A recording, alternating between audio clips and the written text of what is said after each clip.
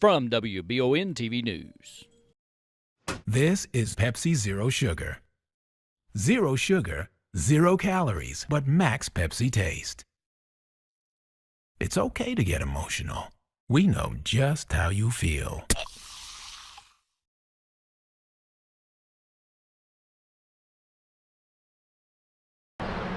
Here in Estill County, the jail is never going to reopen at this point. We wanted to get the fiscal court's perspective, so we're here at the Estill County Courthouse to talk to Judge Executive Wallace Taylor about moving forward with the plans to possibly move the inmates to other jails.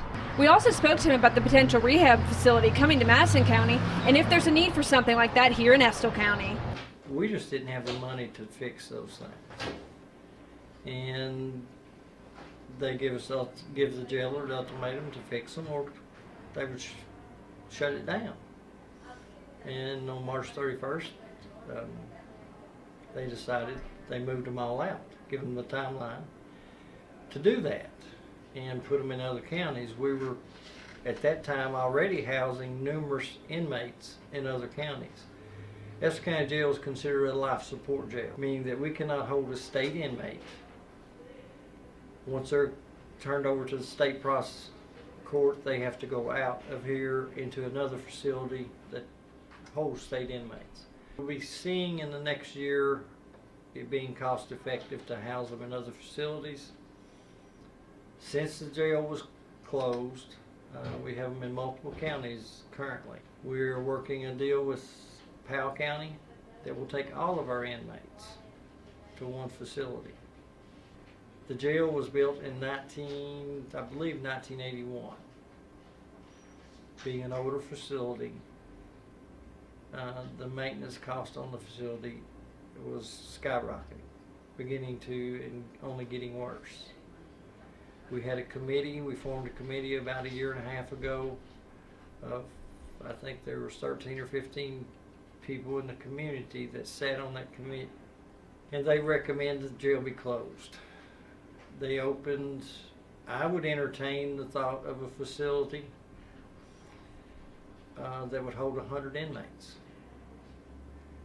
If we're going to be in the jail business, we need to be in to take care of our people. If we're not, we need to get out of it and do what law requires us to do.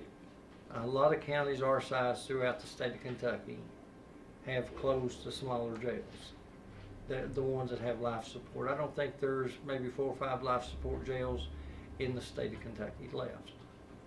Everything's went to the larger regional concept, and it boils down to economics. With the jail closed and with the new court process, the rocket docket, we're looking at possibly $200,000 to $300,000 a year in savings. You know, you can't go out here and spend $8,000 or $10,000 on something, and then the next day another $8,000 or $10,000 for something else. And in this particular circumstance, the $5,000 roughly we spent on it didn't fix the problem anyway. It was something else. So it's not cost effective, and that's one thing that I believe that government needs to run is like a business, cost effective, because we're stewards of the taxpayers' dollars. We cannot continue allowing costs to increase. My question is why, if you're spending $60 to $70 a day on incarceration here, why not incarcerate them somewhere else for $25 to $35 a day? Yes, people say the women are costing us $100 a day currently to be housed in Clark County.